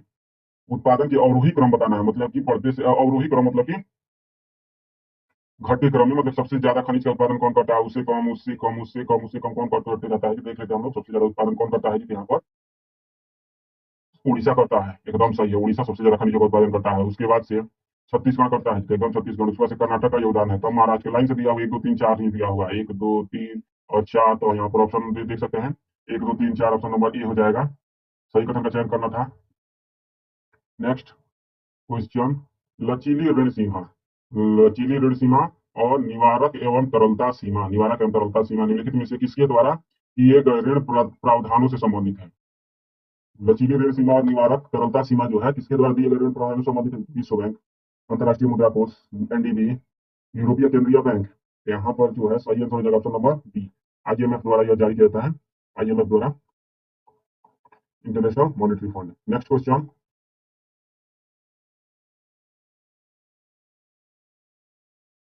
नेक्स्ट क्वेश्चन है केंद्र सरकार द्वारा हाल ही में अनुमोदित टैक्स रैंप से योजना के संदर्भ में विचार करना है। टैक्स रैंप से योजना के संदर्भ में विचार करना कैसा है जी? सही कथन पर विचार कर लेना है। टैक्स रैंप से योजना के संदर्भ में यहाँ पर जो दे रहा है, यह केंद्र प्रायोजित योजना है और जिसे केंद्र और राज्यों के बीच लगातार साझाकरण के साथ लागू किया गया है। तो यहाँ पर जो है 1 नंबर सरासर गलती है, क्योंकि यहाँ पर दे रहा है केंद्र प्रायोजित योजना है। और दूसरा नंबर दे रहा है कि यह केंद्रीय क्षेत्र की योजना है और केंद्र प्रायोजित। इसका उद्देश्य वस्त्र क्षेत्र में शोध नवाचार और प्रतिस्पर्धात्मकता को मजबूत करना। एकदम सही है, केवल 2 सही, ऑप्शन नंबर बी हो जाएगा। Next question. भारतमाला परियोजना के संदर्भ में विचार करना। भारतमाला परियोजना के संदर्भ में कैसा विचार करना है जी? तो सही विचार कर लेना है। और यहाँ पर भारतमाला परियोजना के संदर्भ में जो है, यहाँ पर देख लेते हैं कौन कौन से सही है जी। यहाँ पर जो है इस पर यह दे रहा है कि इसे ग्रामीण विकास और बताइए, भारतमाला परियोजना ग्रामीण विकास मंत्रालय संचालित करेगा जी। और इसके बाद यह परियोजना का लक्ष्य जो है संपूर्ण भारत में राजमार्गों, एक्सप्रेसवे का विकास करना है जी। और इसके बाद से है यहाँ पर 2 नंबर एकदम सही है। तीसरा नंबर, भारतमाला परियोजना मुख्यतः नगरीय सड़क अवसंरचना में सुधार पर केंद्रित है। नगरीय से जुड़ा हुआ है, तो यहाँ पर नगरीय नगरीय का नहीं देखता है, पूरे भारत को, यहाँ पर जो भारत है पूरे भारत को एक सड़क अवसंरचना से जोड़ने का बात करता है। सभी बंदरगाहों को जोड़ देने का बात करता है ताकि कनेक्टिविटी सुलभ हो पाए। पूरे भारत के जितने भी तटीय सीमाई क्षेत्र है उन सबको जोड़ने का बात करता है। भारत को एक माला की तरह बना देने का बात करता है। तो यहाँ पर तीसरा नंबर गलत, चौथा नंबर सही है। यहाँ पर देख लेते हैं परियोजना का लक्ष्य जो है कनेक्टिविटी बढ़ाना, यात्रा समय में कमी करना, आर्थिक समृद्धि को गति देना। चौथा नंबर सही है। तो ऑप्शन नंबर कितना हो जाएगा जी? तो ऑप्शन नंबर हम लोग का केवल 2 सही हो जाएगा। 1 और 4 सही है, सॉरी 2 और 4 सही है, तो हम लोग का ऑप्शन नंबर बी सही हो जाएगा यहाँ पर। और क्वेश्चन नंबर 26 है। क्वेश्चन नंबर 26 और लाइट कट गया था इसीलिए तेजी तेजी से पढ़ा दिया, फिर से लाइट आ चुका है। तो हम लोग विस्तृत रूप से फिर से पढ़ना शुरू करेंगे। बाह्य वाणिज्यिक उधारों के संदर्भ में निम्नलिखित कथनों पर विचार कीजिए। बाह्य वाणिज्यिक उधारों के संदर्भ में विचार करना है। यहाँ पर दे रहा है ईबीसीज ईबी ईसीबीज को विदेशी एक्सटर्नल कमर्शियल बोरोइंग को विदेशी मुद्रा और भारतीय रुपए दोनों में जारी किए जा सकते हैं जी। यहाँ पर देख लेते सबसे पहले सही है कि गलत पूछा जा रहा है। यहाँ पर सही कथन पूछा जा रहा है और ऑप्शन का तरीका एलिमिनेशन मेथड लगने वाला है। एलिमिनेशन मेथड लगने वाला था, हम लोग को सही कथन के जो सही पूछा जा रहा है तो गलत कोई भी चुनेंगे और तब काटेंगे कौन कौन सा कट जा रहा है, कौन कौन सा सही हो जा रहा है। और तो देख लेते हैं कौन कौन सा हम लोग का सही हो सकता है जी, तो कौन सा गलत। तो केवल गलत को चुन लेंगे एक ठो, तो हम लोग आंसर आराम से मिल जाएगा। यहाँ पर दे रहा है कि ईसीबीज को विदेशी मुद्रा और भारतीय रुपए दोनों में जारी किए जाते हैं। और इसके बाद से ईसीबीज एक्सटर्नल कमर्शियल बोरोइंग बाह्य ऋण का सबसे बड़ा घटक है। और थर्ड नंबर दे रहा है ईसीबीज में विदेशी मुद्रा हेजिंग संबंधी जोखिम नहीं है। उसके बाद से दे रहा है ईसीबीज के माध्यम से जुटाई गई पूंजी का उपयोग रियल एस्टेट में निवेश करने के लिए नहीं किया जा सकता है। रियल एस्टेट मतलब कि क्या कहते हैं जी? तो रियल एस्टेट का संदर्भ समझते होंगे कि रियल एस्टेट किसको कहते हैं जी? रियल एस्टेट जो कि घर बनाना या फिर होटल बनाना, महल बनाना, ये सबको रियल एस्टेट कहा जाता है। जो घर बना देना, मॉल बना देना, होटल बना देना, ये सब क्या कहते हैं? रियल एस्टेट की पॉलिसी, रियल एस्टेट के कहते हैं इसको। तो इसमें अनुमति नहीं है, एकदम सही है। लेकिन जो दे रहा है कि हेजिंग संबंधित तो जोखिम भैया नहीं है, एकदम सरसर होती है। चाहे कोई भी निवेश हो, उसमें जोखिम अवश्य होता है। हेजिंग का निवेश होता है इसमें भी। यहाँ पर कह रहा है कि नहीं होता है। दूसरा नंबर सबसे बड़ा जो एक्सटर्नल कमर्शियल बोरोइंग है, सबसे बड़ा बाह्य घटक ऋण है। एकदम सही है। और यहाँ पर एक नंबर तो सही है, ये है कि भारतीय मुद्रा, विदेशी मुद्रा और भारतीय मुद्रा में दोनों में जारी किए जाते हैं। तो कौन कौन सा सही है जी? तो 1, 2 और 4 सही है, तो ऑप्शन नंबर डी सही हो जाएगा, 1, 2 और 4। नेक्स्ट क्वेश्चन देख लेते हैं। निम्नलिखित प्रदूषकों पर विचार कीजिए। प्रदूषकों पर विचार कर लेते हैं। और क्या कैसा विचार करना है जी? तो उपयुक्त में से कितने द्वितीय प्रदूषक माने जाते हैं? द्वितीय प्रदूषक, इसको एक बार ध्यान रखिएगा। द्वितीय प्रदूषक मतलब वो डायरेक्ट नहीं निकलते हैं किसी भी प्राकृतिक या फिर कृत्रिम अवस्था से, बल्कि ये जो वायुमंडल में आते हैं, जो जो, जो अन्य अन्य धातु या फिर तत्व या फिर कोई गैस या धातु तरल से अभिक्रिया करते हैं, तब जाके वे उनका निर्माण हो जाता है। तो उनको क्या कहते हैं? द्वितीयक प्रदूषक कहते हैं। यहाँ पर ऑप्शन नंबर है अमोनियम सल्फेट। क्या फिर उसके बाद से दे रहा है ओजोन, एनओएक्स, VOCs। तो यहाँ पर द्वितीय प्रदूषक के संदर्भ में देखें तो कौन कौन सा शामिल है? तो ओजोन का तो नाम एकदम जानते होंगे कि यहाँ पर ओजोन जो है कैसे जन्मता है जी? तो जब सूर्य के प्रकाश में एनओएक्स जो है सूर्य के प्रकाश में जब सनलाइट से के संपर्क में आता है, तभी क्या बन जाता है? तो ओजोन का रूप ले लेता है, उत्तरी का रूप ले लेता है। और उसके बाद से दे रहा है कि अमोनियम सल्फेट, यहाँ पर जो है यह जारी नहीं होता, यह जो है प्रत्यक्ष है, सॉरी क्या कहते हैं, प्राथमिक प्रदूषक है, ना कि द्वितीयक प्रदूषक है। यहाँ पर ओजोन है, और यहाँ पर वाष्पशील कार्बनिक यौगिक जो है यह भी अथी है। यहाँ पर जो है VOC तो एकदम प्रत्यक्ष रूप से निकलता है, यह भी प्राथमिक प्रदूषक है। यह भी प्राथमिक प्रदूषक है। अमोनिया सल्फेट हम चीज किया था, तो यह जो है द्वितीय प्रदूषक है, क्योंकि इसका निर्माण कैसे होता है जी? तो यह जो है ऑक्सीजन और अमोनिया के आपसी अभिक्रिया से बनता है। सॉरी, अमोनिया ऑक्सीजन के संपर्क में जब अमोनिया जो है सल्फर से मिलता है, तो इससे यह बनता है अमोनिया, जिसको NH3 कहते हैं। अमोनिया जो है सल्फर से जब किसकी उपस्थिति में मिलता है जी? तो SO2 से, सल्फर ऑक्साइड से ऑक्सीजन की उपस्थिति में जब मिलता है, तो इससे अमोनियम सल्फेट का निर्माण होता है। यहाँ पर 1 नंबर और 2 नंबर सही है, जो कि द्वितीय प्रदूषक है। ये दोनों जो है प्राथमिक प्रदूषक है, तो ऑप्शन नंबर बी हो जाएगा। नेक्स्ट क्वेश्चन देख लेते हैं। इस राष्ट्रीय इस्पात नीति 2017 के संदर्भ में विचार करना है। और यहाँ पर कैसा विचार करना है जी? तो सही नहीं, अर्थात गलत कथन पर विचार करना है। राष्ट्रीय इस्पात नीति के संदर्भ में विचार करना है। यहाँ पर इसका लक्ष्य जो है 2030-31 तक उच्च ग्रेड ऑटोमोटिव इस्पात, विद्युत इस्पात, विशेष इस्पात और रणनीतिक अनुप्रयोगों के लिए मिश्र धातुओं की पूरी मांग को घरेलू स्तर पर पूरा करना है। इसके बाद इसका लक्ष्य धोए हुए कोकिंग कोयले की घरेलू उपलब्धता बढ़ाना, धोए हुए कोकिंग कोयले की उपलब्धता बढ़ाना, ताकि 2030-31 तक आयात निर्भरता को समाप्त किया जा सके। तो यहाँ पर जो है कौन सा सही नहीं है जी? तो एकदम 1 नंबर तो एकदम सही है जी। घरेलू स्तर पर मांग को पूरा करने के लिए राष्ट्रीय इस्पात नीति 2017 को लाया गया था, ताकि इस्पात के उत्पादन को बढ़ाया जा सके। लेकिन जो दूसरा नंबर कह रहा है कि कोकिंग कोयले को की घरेलू उपलब्धता को बढ़ाने को तो था, लेकिन 2030-31 तक इसको पूर्णतः आत्मनिर्भर करने की बात नहीं की गई थी। तो दूसरा नंबर गलत है। तो यहाँ पर दूसरा नंबर गलत है, 1 नंबर सही है। तो हम लोग क्या चुनना है जी? तो गलत कथन का चयन करने का, दूसरा ना गलत होगा जी। तो यहाँ पर ऑप्शन नंबर बी सही हो जाएगा, केवल दूसरा गलत है। नेक्स्ट क्वेश्चन देख लेते हैं। नेक्स्ट क्वेश्चन है, निम्नलिखित में से कौन सी सार्वजनिक क्षेत्र की बीमा कंपनी सबसे हाल ही में निगमित की गई है? सार्वजनिक क्षेत्र की बीमा कंपनी जिसे हाल ही में निगमित की गई है, तो ऑप्शन नंबर ए दे रहा है agriculture insurance company of India limited. इसके बाद United India insurance company limited, the oriental insurance company limited, Bharatiya Jeevan बीमा निगम। तो यहाँ पर जो है 1 नंबर जो है दे रहा है कि बीमाकृत सबसे हाल ही में निगमित कंपनी की गई है। यहाँ पर agriculture insurance company of India limited, जो कि आप लोग नाम सुने हुए कि कृषि बीमा जो होता है, तो इसके लिए ही, किसानों के बीमा करने के लिए ही आप पूर्णतः समर्पित है। यह क्या करती, मतलब पूर्णतः समर्पित नहीं, मतलब कि इस पर यह फोकस करेगी। जो कृषि ऋण होता है, कृषि ऋण कर रहे हैं, जो किसानों का जो बीमा होता है उस पर ध्यान केंद्रित करेगा, इस पर ज्यादा ब्याज मिलता है। तो जो फसलों की बीमा होती है उसका भी बीमा यही करेगा, agriculture insurance company of India limited. और इसीलिए इसको नवीनतम रूप से ही स्थापित किया गया अभी। और यहाँ पर ऑप्शन नंबर ये हो जाएगा। देखिए नेक्स्ट क्वेश्चन, निम्नलिखित पर विचार कीजिए। और कैसा क्या विचार करना है जी? तो यहाँ पर जो है विश्व में विभिन्न स्थानांतरित कृषि पद्धतियों के संदर्भ में उपयुक्त में से कितने युग्म सही सुमेलित है? कृषि पद्धतियों के संदर्भ में कितने युग्म सही सुमेलित है? तो यहाँ पर दे रहा है केवल 1, केवल 2, सभी, तीनों, कोई नहीं। तो यहाँ पर जो है, यहाँ पर जो है यहाँ पर मिल्पा जो दे रहा है कि ब्राजील में, तो मिल्पा ब्राजील में नहीं बल्कि मैक्सिको या फिर मध्य अमेरिका में कहे तो वहां पर यह स्थानांतरित कृषि पद्धति मैक्सिको या फिर कहे तो मध्य अमेरिका में मिल्पा होता है। और रूका का संबंध किससे है जी? तो ब्राजील से है। ब्राजील में स्थानांतरित कृषि को रूका कहा जाता है। और लद्दाख जो है इंडोनेशिया में है, एकदम सही है। तो केवल 3 नंबर सही है, एक और दो तो गलती है, तो केवल ऑप्शन नंबर ए हो जाएगा, केवल एक हो जाएगा। अब हम देखते हैं नेक्स्ट क्वेश्चन। 31 नंबर है, ई श्रम पोर्टल के संदर्भ में विचार करना है। किसके संदर्भ में जी? तो ई श्रम पोर्टल के संदर्भ में।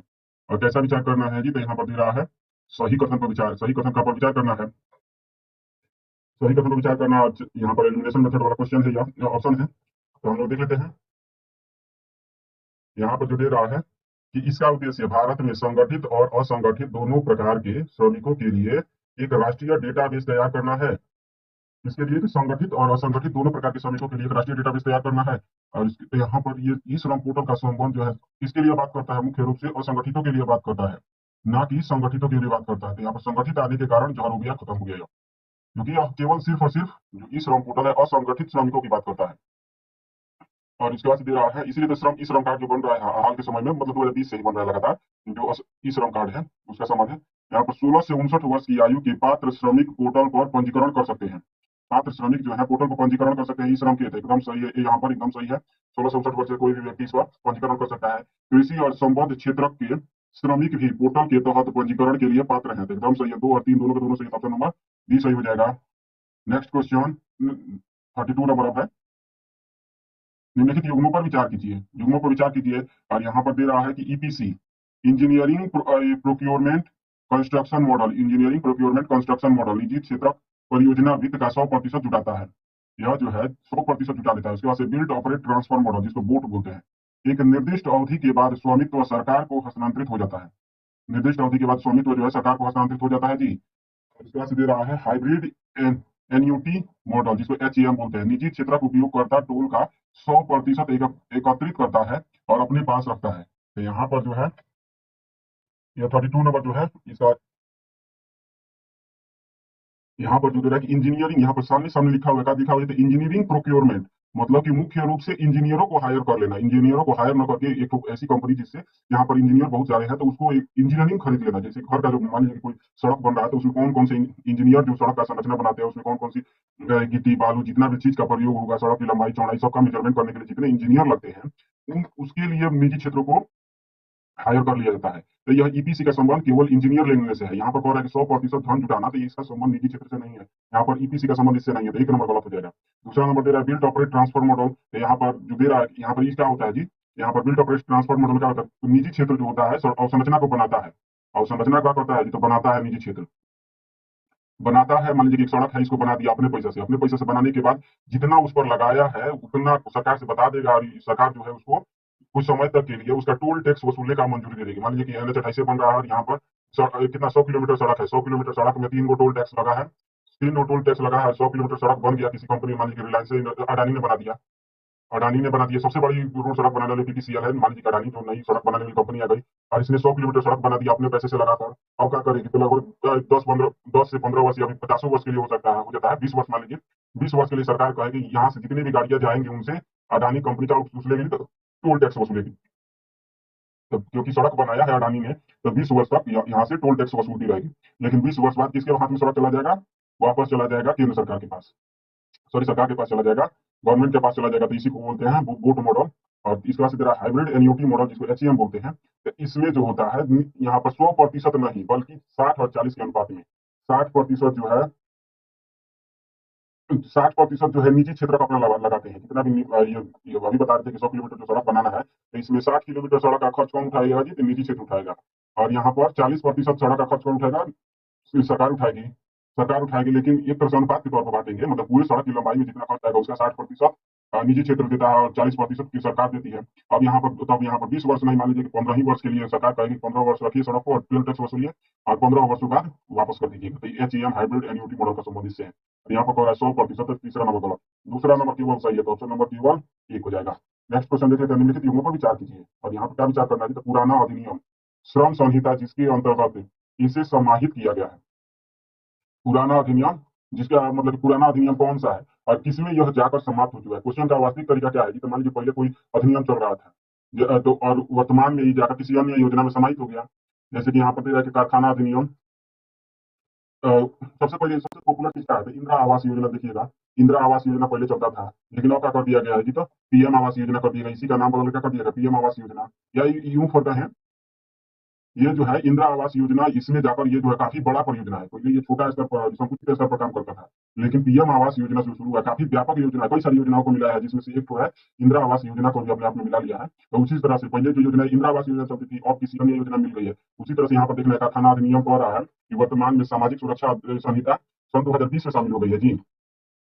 उसके बाद से दे रहा है, यहाँ पर ऑप्शन का तरीका देख लेते हैं। सबसे पहले अगर एलिमिनेशन मेथड लगने वाला हो तो बहुत बड़ी बात होगी, लेकिन यहाँ पर सोच लीजिए, सही पसंद तक पूछा जा रहा है, लेकिन एलिमिनेशन दूर दूर तक नहीं है। यहाँ पर एलिमिनेशन जो है दूर दूर तक नहीं है, तो तभी हम लोग बनाएंगे। देखते हैं कौन कौन सा सही होता है जी। यहाँ पर दे रहा है कारखाना अधिनियम 1948 जो है वर्तमान में किसमें परिवर्तित हो चुकी है जी, तो सामाजिक सुरक्षा संहिता का एकदम सरासर गलती है। कारखाना अधिनियम जो है सामाजिक सुरक्षा संहिता में नहीं, बल्कि औद्योगिक संबंध संहिता सन 2000 में विलयित हुई है। यहाँ पर इसको ध्यान रखना है। सॉरी, मजदूरी संहिता अधिनियम सन 2019 में विलयित हुई है। ये क्वेश्चन जो है मेंस में भी पूछा जा चुका है। मेंस में इस 4 श्रम संहिताओं के संदर्भ में मेंस 2024 में पूछा जा चुका है, तो इसको ध्यान रखिएगा। 4 श्रम संहिताएं बनी थी, औद्योगिक संबंध संहिता, औद्योगिक सुरक्षा अधिनियम, ये सभी 4 सुरक्षा बने थे, और उन्हीं में से ये एक तो पूछा गया था। यहाँ पर तेरा कारखाना अधिनियम किसमें, सामाजिक सुरक्षा संहिता में, तो यहाँ पर यह गलत हो जाएगा। सेकंड नंबर है औद्योगिक नियोजन।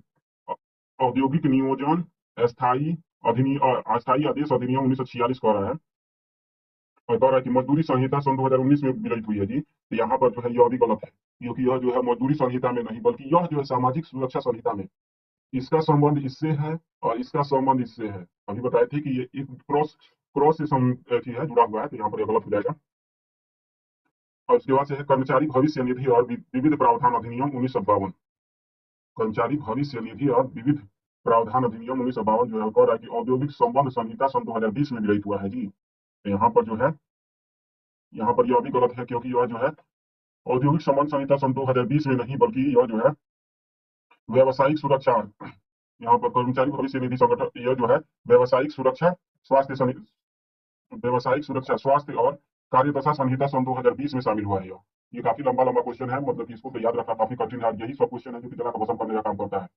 और यहाँ पर दे रहा है कि अनुबंध श्रम विनियमन और उन्मूलन अधिनियम 1970 जो है, तो यहाँ पर जो है कि यह कह रहा है कि व्यावसायिक सुरक्षा स्वास्थ्य और कार्यदशा संहिता, यहाँ पर यह एकदम सही है। अनुबंध श्रम जो है अधिनियम जो है 1970 जो है, यह जो है व्यावसायिक सुरक्षा स्वास्थ्य और कार्यदशा संहिता सन 2020 में विलयित हुआ है, तो एकदम सही है। चौथा नंबर सही है, लेकिन 1, 2 और 3 देखिएगा, यहाँ पर देखने में तो सभी के सभी आसी पास लग रहे हैं, लेकिन वास्तव में सही कोई भी नहीं है। यहाँ पर यह भी गलती है, केवल 4 सही है, तो ऑप्शन नंबर केवल 1 हो जाएगा। ऐसा क्वेश्चन अगर कंफ्यूजन हो तो ऐसा क्वेश्चन छोड़ने में ही विश्वास कीजिए, क्योंकि काफी कंफ्यूज करता है ये सब। छोटा छोटा होता है, पास पास का लगता है कि ये तो आराम से बन जाएगा, लेकिन होता है बहुत ज्यादा गलत यही सब क्वेश्चन। नेक्स्ट क्वेश्चन यहाँ पर दे रहा है अर्थव्यवस्था के संदर्भ में निम्नलिखित पर विचार कीजिए। विचार कर लेते हैं। और यहाँ पर क्या दे रहा है जी, तो उपयुक्त में से कितने साधनों का उपयोग जो है, कितने साधन जो है भारतीय कंपनियां अंतर्राष्ट्रीय बाजारों में पूंजी जुटाने के लिए कर सकती हैं। कितने साधनों का उपयोग जो है भारतीय कंपनियां अंतर्राष्ट्रीय बाजारों में पूंजी जुटाने के लिए करती हैं।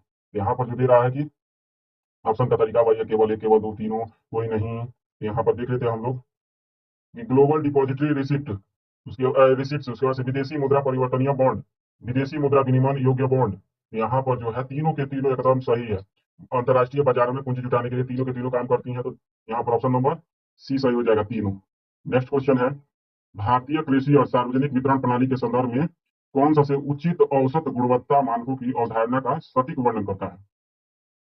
उचित औसत गुणवत्ता मानकों की अवधारणा का सटीक वर्णन करता है जी। तो यहाँ पर देख लेते हैं, और 4 ऑप्शन दिया है, काफी बड़ा बड़ा क्वेश्चन ऑप्शन दिया हुआ है, तो हम लोग पढ़ लेते हैं इसको। यहाँ पर दे रहा है न्यूनतम समर्थन मूल्य पर खरीदे गए खाद्यान्नों को, एमएसपी पर खरीदे गए खाद्यान्नों के लिए निर्धारित न्यूनतम गुणवत्ता मानदंड जो दीर्घकालिक भंडार और सार्वजनिक वितरण के लिए उनकी उपयुक्तता सुनिश्चित करते हैं। तो यहाँ पर ये जो मानदंड है, एफएक्यू मानदंड जो है, इसी से संबंधित है। जो पीडीएस में बांटने के लिए जो चावल जो है, पीडीएस में बांटने के लिए पब्लिक डिस्ट्रीब्यूशन सिस्टम में जो चावल गेहूं दाल बांटने के लिए जो भी अनाज जो होता है, इसको क्या कहता है, स्टॉक जब किया जाता है, तो स्टॉक करने के लिए खरीदारी होती है एमएसपी मूल्य पर। किस पर, एमएसपी मूल्य पर जब बाजार किसानों से खरीदा जाता है, तो एक मानक निर्धारित कर दिया जाता है कि धान जो है, मान लीजिए धान गेहूं कुछ भी हो, तो वह बढ़िया से सूखा हुआ हो, बढ़िया से सूखा हुआ हो, बढ़िया से पका हुआ हो, ज्यादा उसमें कीड़े न लगे हों। इन सभी मानकों को बेहतर तरीके से परीक्षण करने के बाद ही कोई भी सरकार ऐसे एमएसपी पर खरीदती है। ऐसे ही मुंह उठा के कोई भी किसान जाकर कह देगा कि ले लीजिए धान और गेहूं चावल और ये ले लीजिए हमसे, तो ये सरकार जो है ऐसे ही नहीं ले लेती है, बल्कि इन सबका जांच करती है और जांच करने के बाद तब जाकर एमएसपी पर सरकार, केंद्र सरकार खरीद लेती है किसी भी फसल को। तो वही एफएक्यू मानक प्रणाली कहते हैं इसको। इसके तहत जी, तो एफएक्यू मानक प्रणाली के तहत खरीदा जाता है, तो ऑप्शन नंबर ए ही हो जाएगा। देख लेते हैं नेक्स्ट क्वेश्चन। आगे देखने की जरूरत नहीं है, एईपीडी है, उसके बाद से सर आगे कोई जरूरत नहीं है, ये नंबर सही हो गया। नेक्स्ट क्वेश्चन है, सफेद पेट वाले बगुले के संदर्भ में विचार करना है। किसके संदर्भ में? तो सफेद पेट वाले बगुले। यहाँ अर्थात विचार करना है जी, तो सही कथन पर विचार कर लेना है। और ऑप्शन का तरीका क्या है जी? ऑप्शन का तरीका एलिमिनेशन मेथड लगने वाला है। तो हम लोग देख लेते हैं कि कौन कौन सा सही है जी।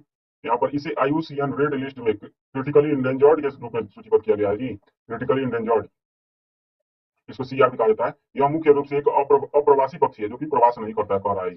सफेद पेट वाला बगुला है। इसका प्राकृतिक आवास पूर्वी हिमालय की तलहटी से लेकर म्यांमार के कुछ हिस्सों तक विस्तारित है जी। तो यहाँ पर तीनों के तीनों सफेद पेट वाले बगुले के संदर्भ में तीनों के तीनों जो है सही है। तो ऑप्शन नंबर तीनों सही है, तो ऑप्शन नंबर डी हो जाएगा। देख लेते हैं नेक्स्ट क्वेश्चन। खनिज निक्षेपों में कभी कभी पाए जाने वाले अर्जेंटाइट, क्लोराई क्लोरा रगाइराइट निम्नलिखित में से किसके समृद्ध स्रोत हैं? फ्लोरा रगाराइट जो है किसके स्रोत है जी? तो यहाँ पर जो दे रहा है कि सोना, तांबा, चांदी, जस्ता, यहाँ पर जो है सही आंसर क्या हो जाएगा जी? ऑप्शन नंबर सी, चांदी से संबंधित है यह अर्जेंटाइट। अर्जेंटाइट को ही देकर ये तो एकदम नया दिखाई दे रहा है, ये हर जगह नहीं मिलता, लेकिन जो अर्जेंटाइट होता है यही अपना जवाब देकर चला जाएगा। अर्जेंटाइट किसका यश है जी? तो चांदी का यश है। तो अर्जेंटाइट से चांदी निकलता है, तो यहाँ पर जुड़ा ही होगा। तो अब नेक्स्ट क्वेश्चन 38 नंबर है, भारत की नियोजन इतिहास के संदर्भ में विचार करना है। किसके संदर्भ में जी? तो नियोजन इतिहास के संदर्भ में। तो यहाँ पर क्या विचार करना है जी? तो सही कथन पर विचार करना है। और ऑप्शन का तरीका केवल एक, केवल दो, एक और दो, दोनों, ना तो एक ना तो दो। देख लेते हैं यहाँ पर कह रहा है कि महालनोबिस, पीसी महालनोबिस मॉडल पर आधारित दूसरी पंचवर्षीय योजना ने भारतीय कृषि के विकास को प्राथमिकता दी। दूसरी पंचवर्षीय योजना, उसके बाद से नौवीं पंचवर्षीय योजना पहली योजना थी। नौवीं जो थी पहली थी, जिसने स्पष्ट रूप से सामाजिक न्याय और समानता के साथ विकास को एक मुख्य उद्देश्य के रूप में शामिल किया। विकास को एक मुख्य उद्देश्य के रूप में शामिल किया था जी। तो यहाँ पर दो नंबर तो एकदम सही है। नवी पंचवर्षीय योजना में सामाजिक न्याय और समानता के साथ विकास पर ध्यान केंद्रित किया गया था पहली बार। इससे पहले तो केवल खाने पीने के ही चक्कर में पड़े हुए थे। नवी पंचवर्षीय योजना से पहले आप लोग देखिएगा तो भारत खाने पीने में ही परेशान था, बहुत पेट खाना नहीं मिलता था। लेकिन अब जब नवी पंचवर्षीय योजना आया तो अब सामाजिक न्याय और समानता पर बात की जाने लगी। और फर्स्ट नंबर जो दे रहा है कि सबसे पहले पीसी महालनोबिस से आया था दूसरी पंचवर्षीय योजना, फिर नहीं। तो यहाँ पर दूसरी पंचवर्षीय योजना को कृषि में समर्पित था, कृषि के विकास को समर्पित था, एकदम सरासर गलती है, क्योंकि दूसरा जो था वो उद्योगों को समर्पित था। पहला मॉडल जो बना था फर्स्ट एफवाईपी, फर्स्ट 5 ईयर प्रोग्राम जो था, इसका संबंध कृषि से था। एक नंबर गलत, दूसरा नंबर सही, तो ऑप्शन नंबर बी हो जाएगा। केवल दो सही है। नेक्स्ट क्वेश्चन देख लेते हैं। नेक्स्ट क्वेश्चन है, निर्यात संवर्धन मिशन के तहत की गई पहलों के संबंध में विचार करना है। निर्यात संवर्धन मिशन के तहत की गई पहलों के संबंध में विचार करना है। और कैसा विचार करना है? तो यहाँ पर देख लेते हैं, सही कथन पर विचार करना है। यहाँ पर केवल एक, केवल दो, यहाँ पर ऑप्शन के फॉर्मेट है। तो देख लेते हैं हम लोग। यहाँ पर जो दे रहा है कि निर्यात दिशा व्यापार आसूचना और क्षमता निर्माण के माध्यम से एमएसएमई निर्यात को बढ़ावा देने के लिए गैर वित्तीय सहायता पहल है। निर्यात दिशा, उसके बाद से निर्यात प्रोत्साहन का उद्देश्य कोलैटरल गारंटी के माध्यम से एमएसएमई के लिए किफायती व्यापार वित्त तक पहुंच में सुधार करना है। यहाँ पर दो नंबर भी सही हो जाएगा, दो नंबर सही है, एक नंबर भी एकदम सही है। एक और दो दोनों सही है, तो ऑप्शन नंबर सी सही हो जाएगा। नेक्स्ट क्वेश्चन, निम्नलिखित कथनों पर विचार कीजिए। विचार कर लेते हैं और क्या विचार करना है जी? तो कौन से हैं जो कि सही है? कथन एक, कथन दो करके दिया हुआ है। 2024 में भारतीय जीडीपी में निर्यात की हिस्सेदारी 21.2% है। भारतीय जीडीपी में निर्यात की हिस्सेदारी कितना प्रतिशत है जी? तो 21.2%। 2013-14 से 23-24 की अवधि में भारत का वस्तु निर्यात दोगुना हो गया है। भारत का वस्तु निर्यात जो है दोगुना हो चुका है। तो यहाँ पर दोनों के दोनों सही है। सॉरी, यहाँ पर जो है एक नंबर एकदम सही है। निर्यात की हिस्सेदारी 21% है, लेकिन जो यहाँ पर 2013-14 से 23-24 के बीच भारत का वस्तु निर्यात दोगुना हो चुका है। वस्तु निर्यात तो थोड़ा सा बढ़ा है, लेकिन दोगुना कह देना है क्या? सीधे मतलब 50% की वृद्धि कर देना है, 100% की वृद्धि कर देना एकदम सरासर गलती है। क्योंकि बढ़ा है लगभग 21%। निर्यात में हम लोग की हिस्सेदारी जो है अभी मात्र 39% लगभग बढ़ा है। कितना प्रतिशत जी? तो 39% बढ़ा है, लेकिन दोगुना अभी नहीं हुआ है। तो यहाँ पर दूसरा गलत है, एक सही है दूसरा गलत है। ऑप्शन नंबर कितना हो जाएगा जी? सी हो जाएगा। एक सही लेकिन दूसरा गलत है। नेक्स्ट क्वेश्चन देख लेते हैं हम लोग। नेक्स्ट क्वेश्चन है, भारत में पर्यटन को बढ़ावा देने के लिए पर्यटन मंत्रालय द्वारा निम्नलिखित में से कौन सी योजनाएं शुरू की गई है? पर्यटन मंत्रालय द्वारा कौन सी योजना शुरू की गई? तो यहाँ पर दे रहा है इनक्रेडिबल इंडिया अभियान, या फिर अतुल्य भारत अभियान कहते हैं, प्रसाद योजना, राष्ट्रीय स्मारक और पूरावशेष मिशन। यहाँ पर जो है नेक्स्ट देख लेते हैं, यहाँ पर कैसा दिया गया, तो सही कथन का चयन करना है। और ऑप्शन का तरीका क्या है जी? तो केवल एक, एक दो, दो तीन, और उसके बाद से एक दो और तीन करके दिया हुआ, तो हम लोग देख लेते हैं। यहाँ पर जो है इनक्रेडिबल इंडिया जो है यह तो शामिल है, अतुल्य भारत अभियान जिसको कहते हैं, और उसके बाद से प्रसाद योजना भी शामिल है, लेकिन यह जो है राष्ट्रीय स्मारक और पूरावशेष मिशन जो है यह शामिल नहीं है इसमें। पर्यटन को बढ़ावा देने के लिए जो है क्या कहता है, पुरातत्व से संबंधित है, यह पुरातत्व संरक्षण से संबंधित है। ये दोनों जो है पर्यटन को बढ़ावा देने के लिए केंद्रित है, जबकि यह जो है विरासत की रक्षा से जुड़ा हुआ है। तो यहाँ पर यह गलत हो जाएगा। दूसरा तीसरा नंबर गलत है, एक और दो सही है, तो ऑप्शन नंबर ई हो जाएगा। नेक्स्ट क्वेश्चन 42 नंबर, यहाँ पर देख लेते क्या दिया हुआ है, तो भारतीय भूमि पत्तन प्राधिकरण के संबंध में विचार करना है। भारतीय भूमि पत्तन प्राधिकरण के संदर्भ में विचार करना है। कैसा विचार करना है जी? तो सही कथन पर विचार कर लेना है। और यहाँ पर केवल एक, केवल दो ऐसे करके दिया हुआ है, एक और दो दोनों, न तो एक न तो दो। यहाँ पर जो है एक नंबर जो दे रहा है कि यह वैधानिक निकाय है जो पत्तन पोत और परिवहन और राजमार्ग मंत्रालय के तहत कार्य करता है, तो यह जो है सरासर गलती है। यह पत्तन पोत एवं राजमार्ग मंत्रालय के तहत, यहाँ पर यह इसके तहत कार्य नहीं करता है, बल्कि अंतर्देशीय जल मार्ग मंत्रालय के तहत कार्य करता है। और इसके बाद से दे रहा है यह एकीकृत चेक पोस्ट पर सड़कों, टर्मिनलों और सहायक भवनों की योजना बनाता है, उनका निर्माण करता है और रख रखाव करता है। तो यहाँ पर दो नंबर एकदम सही है, दो नंबर सही है, तो ऑप्शन नंबर बी हो जाएगा। केवल दो सही है। इसे क्वेश्चन को देख लीजिए क्या था जी? तो भारतीय भूमि पत्तन प्राधिकरण के संदर्भ में बात करना है। तो यहाँ पर देखो तो लग सकता है कि यह जो है वह जल मार्ग मंत्रालय के तहत काम करता है, तो यहाँ पर लेकिन जो भूमि लगा है इसी के चलते यह जो है इसको लेकर चला जाता है, किसके अंतर्देशीय जल मार्ग मंत्रालय के हाथ में लेकर चला जाता है। यहाँ पर दूसरा नंबर केवल सही है। नेक्स्ट क्वेश्चन देख लेते हैं हम लोग। निम्नलिखित कथनों पर विचार कीजिए। कैसा विचार करना है जी? तो सही या फिर यहाँ पर कौन से जो कथन है जो कि सही है और व्याख्या से संबंधित है, तो कौन कौन से फर्स्ट नंबर यहाँ पर स्टेटमेंट वाइज है, तो सेकंड नंबर उसके बाद फर्स्ट नंबर ऐसे करके यहाँ पर सबसे पहले क्या पढ़ना है जी? तो सबसे पहले दूसरा नंबर पढ़ना है, तो बीच में लगाना है इसलिए का चिन्ह, और तो पढ़ना है दूसरा एफडीआई विदेशी संस्थागत निवेश की तुलना में निवेश का अधिक स्थिर रूप है। इसके बाद से दे रहा पूंजी पलायन के दौरान एफडीआई की तुलना में एफआईआई के उड़ जाने की संभावना अधिक होती है। यहाँ पर जो है दोनों के दोनों एकदम सही है, एक दूसरे से व्याख्या से जुड़े हुए हैं। दूसरा नंबर पढ़ के फर्स्ट नंबर पढ़िए, चाहे फर्स्ट नंबर पढ़ के दूसरा नंबर पढ़िए, एक दूसरे से आपस में ही पास में ही है। तो यहाँ पर दूसरा, यहाँ पर सही आंसर हो जाएगा option number A. Next question देख लेते हैं हम लोग। निम्नलिखित युग्मों पर विचार कीजिए और क्या विचार करना है? आईएमएफ के ऋण साधन और उसका उद्देश्य, आईएमएफ के ऋण साधन और उसका उद्देश्य दे रहा है, तो हम लोग देख लेते हैं कौन कौन से ऋण के साधन है जी। यहाँ पर जो दे रहा है कि स्टैंड बाय व्यवस्था, स्टैंड बाय एग्रीमेंट कहते हैं इसको, तो इसके और उद्देश्य दे रहा है। यहाँ पर देख लेते हैं कैसे ऑप्शन का तरीका है जी। तो यहाँ पर दे रहा है उपयुक्त में से कितने युग्म जो है सही सुमेलित है। यहाँ पर कितने युग्म, यहाँ पर ऑप्शन का तरीका दिया हुआ है, केवल एक, केवल दो, केवल सभी तीन और कोई भी नहीं। तो यहाँ पर देख लेते हैं हम लोग स्टैंड बाय व्यवस्था का कह रहा है, तो भुगतान संतुलन की समस्याओं का समाधान कर रहे विकसित देशों को अल्पकालिक वित्तीय सहायता प्रदान करना है स्टैंड बाय व्यवस्था। तो यहाँ पर आगे इतना बड़ा क्वेश्चन है, तब फिर से वापस नहीं आएंगे, तो ये एकदम सही है। स्टेट बाय व्यवस्था का यही समाधान ही है, ऑब्जेक्ट ही है कि भारत जो कि भुगतान संतुलन से संबंधित, जैसे पाकिस्तान को ही ले लीजिए, पाकिस्तान एक विकासशील देश है, तो यहाँ पर पाकिस्तान तो विकसित विकासशील है, विकसित देशों की ये बात करता है। स्टेट बैंक जो कि विकसित देश, जैसे इटली का ही संबंध देख लीजिए, 2019 में जो था, इटली जो था गंभीर वित्तीय संकट से जूझ रहा था, तो उसको सहायता करने में सबसे प्रमुख भूमिका निभाई थी इसने, स्टैंड बाय व्यवस्था ने। जितने भी विकसित देश है, जैसे अमेरिका, अमेरिका अगर मान लीजिए भुगतान संतुलन का समस्या से ग्रस्त होता है, तो उसको सहायता किस तरह से मिलती है जी? तो स्टैंड बाय व्यवस्था से। तो हम देखते हैं नेक्स्ट क्वेश्चन। नेक्स्ट है तीव्र वित्तीय साधन। यहाँ पर तेरा तीव्र वित्तीय साधन यहाँ पर भुगतान संतुलन की तात्कालिक तत्काल आवश्यकता का सामना कर रहे केवल कम आय वाले देशों को त्वरित वित्तीय सहायता प्रदान करना है। यहाँ पर सबसे बड़ा बात है, इधर उधर ताकिएगा चाहिए। यहाँ पर जो बात कर रहा है कि केवल जब शब्द लग जाता है तो क्वेश्चन 99% ऐसा चांस होता है कि वो गलत हो जाए, और यहाँ पर भी गलत होगा।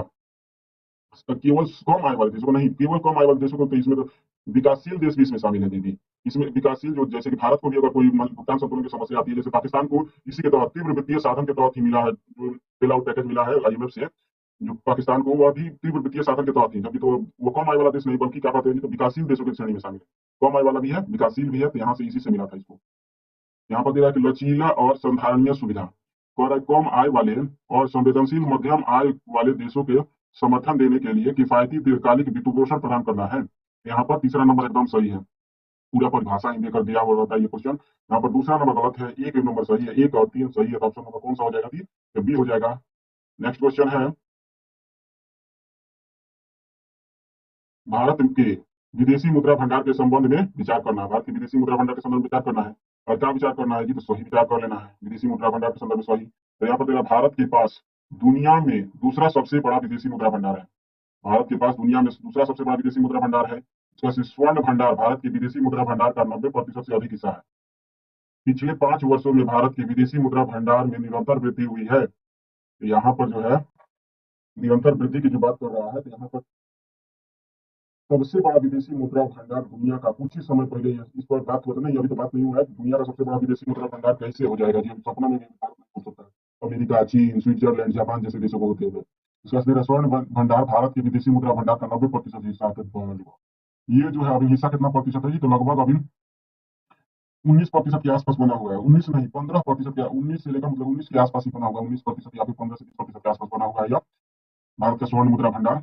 इसका दे रहा है कि पिछले 5 वर्षों में भारत के विदेशी मुद्रा भंडार में निरंतर, कुछ समय पहले ही बताए थे कि सब चीज गंगा की नदी को पश्चिम से पूरब की तरफ बह रही है, तो बहती रहेगी, लेकिन अर्थव्यवस्था की धारा कभी स्थिर नहीं रहती है। आज जो है यहाँ से नदी बहती है, पूरब से बह रही है, कल पश्चिम से बहने लगेगी, परसों दक्षिण से बहने लगेगी जी। ये जो है अर्थव्यवस्था एक ऐसा अनिश्चित तथ्य है कि मतलब कहीं से भी नदियां बहने लगेगी।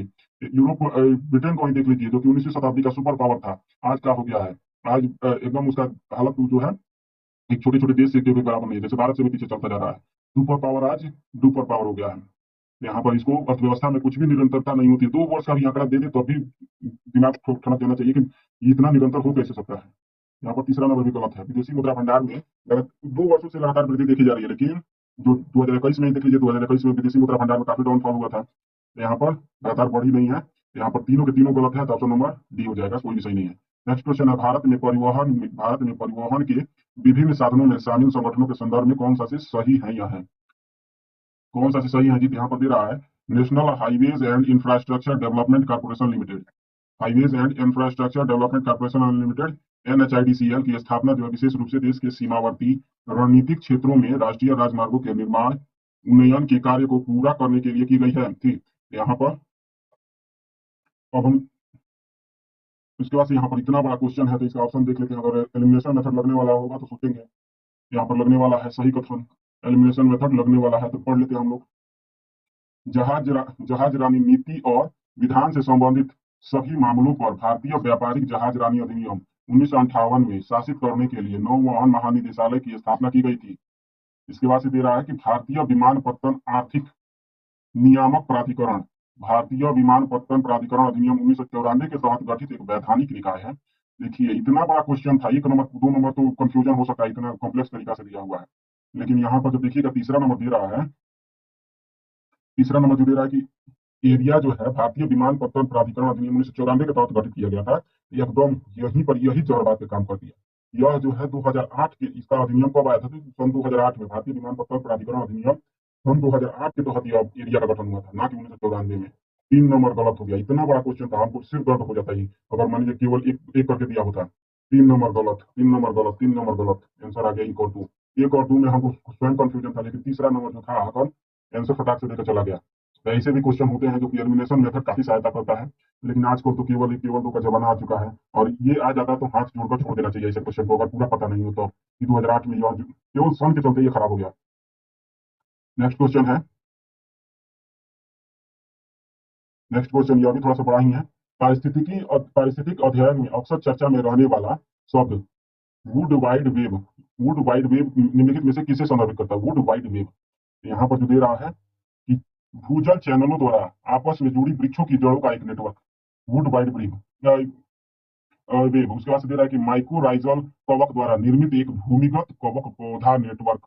तो यहाँ पर जो है वुड वाइड वेब का संबंध आप लोग सोचे भी नहीं होंगे कि ये यहाँ पर माइक्रोराइजल वेब जो होता है भूमि में, आप लोग माइक्रोराइजल का संबंध में समझते होंगे, जो कि एक नाइट्रोजन फिक्सेशन एक जीवाणु है। यह जो है दलहनी पौधों के जड़ों में यह भी पाया जाता है, और यह जो एक बार दलहनी पौधे जो होते हैं, ये इनके जड़ों में तब राइजोबियम, जैसे कि राइजोबियम भी पाया जाता है, माइक्रोराइजल भी पाया जाता है। तो यह जो है भूमि में अस्थिर होते हैं, लेकिन ये जो है दलहनी पौधे हटा लेने के बाद भी ये दूर दूर तक ऐसे होते हैं और ये आपस में जुड़े होते हैं और पूरी भूमि में नाइट्रोजन की आपूर्ति करते हैं। तो यहाँ पर बी नंबर सही हो जाएगा। भूमिगत ये आपस में जाल की तरह गुथे होते हैं और एक दूसरे से जुड़े होते हैं। ये तो नग्न आंखों से नहीं देखा जा सकता है, लेकिन हाल में खोज हुआ है। यह सूक्ष्म जीवों से ये जो है आपस में जुड़े होते हैं, ये एकदम जाल की तरह दिखाई देते हैं ये। नेक्स्ट क्वेश्चन है, निम्नलिखित बहुपक्षीय निर्यात नियंत्रण व्यवस्थाओं पर विचार कीजिए। निर्यात नियंत्रण व्यवस्थाओं पर विचार करना है और यहाँ पर क्या विचार करना है जी, तो भारत उपयुक्त में से कितनी व्यवस्थाओं का सदस्य है? भारत कितनी व्यवस्थाओं का सदस्य है जी निर्यात नियंत्रण व्यवस्थाओं में? यहाँ पर दे रहा है वासिनार अरेंजमेंट, परमाणु आपूर्तिकर्ता समूह, मिसाइल प्रौद्योगिकी नियंत्रण व्यवस्था, ऑस्ट्रेलियाई ग्रुप।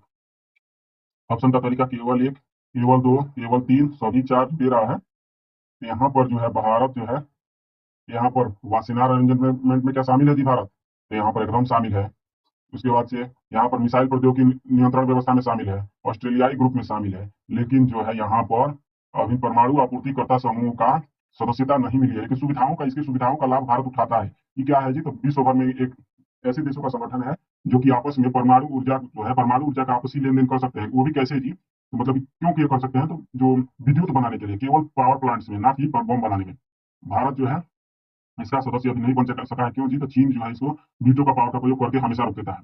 कहता है कि भारत जो है एनपीटी का सदस्य नहीं, नॉन प्रोलिफरेशन ट्रीटी का सदस्य नहीं है, नॉन प्रोलिफरेशन ट्रीटी का सदस्य नहीं है, इसीलिए भारत जो है एनएसजी का सदस्य नहीं बन सकता है। तो यहाँ पर अब इसका इससे क्या संबंध है जी, तो एनपीटी कहता है कि जो है केवल P5 देश जो है, P5 देश जो कि परमानेंट 5 यूएन के 5 स्थायी सदस्य देश जो है, उनको छोड़कर किसी अन्य के पास परमाणु हथियार नहीं रहेगा।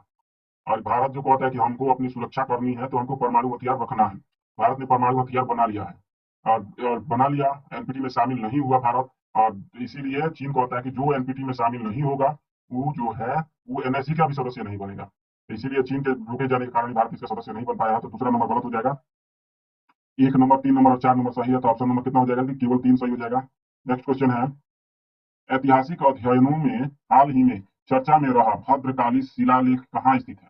भद्रकाली शिलालेख कहाँ स्थित है जी, तो यह जो है गुजरात, प्रभास पाटन गुजरात में है, गुजरात की प्रभास पाटन में है। भद्रकाली मंदिर में ही है भद्रकाली, जो प्रभास पाटन में है।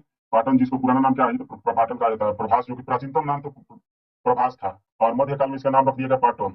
तो इस समय और मॉडर्न युग में क्या नाम दिया गया है जी, तो प्रभास पाटन। यहीं पर भद्रकाली मंदिर जो कि काफी पुरानी मंदिर है और इसी में भद्रकाली शिलालेख मिला है। तो यहाँ पर ऑप्शन नंबर बी हो जाएगा। अब हम देख लेते हैं 50 नंबर और इस क्लास का लास्ट क्वेश्चन।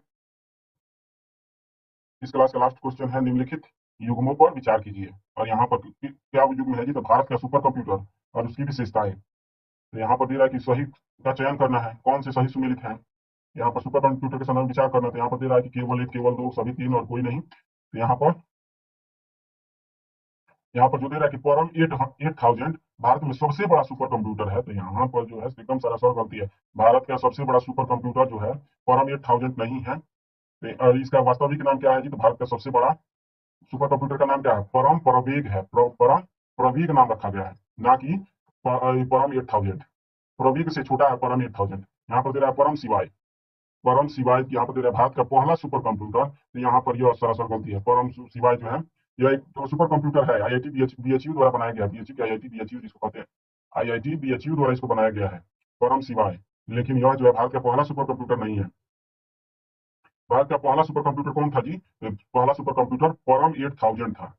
तो यहाँ पर जो है परम का संबंध इससे है, परम शिवाय का संबंध इससे नहीं है। यहाँ पर दूसरा नंबर गलत हो जाएगा। एरावत भारत का AI super computer computing infrastructure है, तो एकदम सही है। एरावत एआई से ही जुड़ा है, एआई RAVAT जो लगा है, इसमें एआई दो शब्द जो है एआई से ही जुड़े हुए हैं। तो यहाँ पर केवल तीसरा नंबर सही है, तो ऑप्शन नंबर केवल एक हो जाएगा। हम लोगों ने 50 क्वेश्चन सॉल्व कर लिया है। अब हम लोग मिलेंगे नेक्स्ट क्लास में, तब तक के लिए धन्यवाद।